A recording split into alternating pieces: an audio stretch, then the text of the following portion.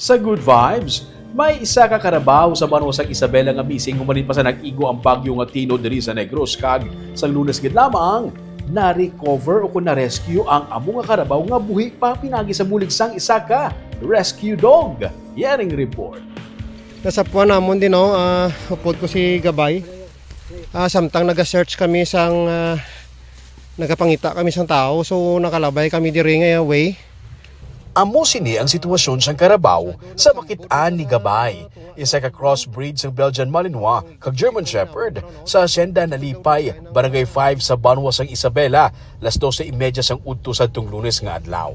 Istorya ni Junelo Castillo, ang tag-iya ni Gabay, nga katapos ang Canine Search and Rescue of the Philippines, nagniliwang na ang karabaw sa sulod sang halos 2 ka semana. Pero buhi pa ini.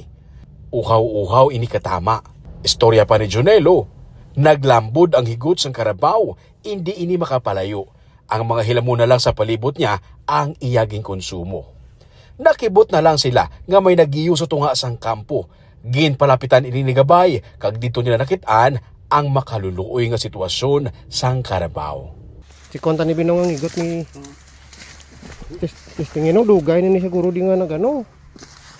Ara kung makuha ta siya. Ara na anong po igot. Lubong ni siya na, lubong ni siya. Mantawa ko na guide ni sa nong origin nagsangat lang. Kung nagsangat lang ng iyang kalat sa tubo, diri siya natrap sa no. Ay pa-check ni Manong po damon sa retrieval nan. Ara. Tigayo na ini nga nabalik sa iyang tag-iya. Si Gabay kag si Junelo ang kabahin sang team nga nagabulig pangita sa mga missing nga mga persona sa Banwa sang Isabela kag upod ang DRRMO, PNP kag iban pagid nga mga K9 teams. Sang Domingo, naguntat ng Search, Rescue and Retrieval Operations ang Office of the Civil Defense sa Negros Island Region. Pero kung may pamilya nga magahingyo sa OCD nga magpadayon sa gihapon sa pagpangita sa missing nila nga mga himata, himuon man ini sang OCD. As of November 18, 96 na ang na-record nga napatay sa Negros Island Region kag 40 pa ang tubtub sa karon missing.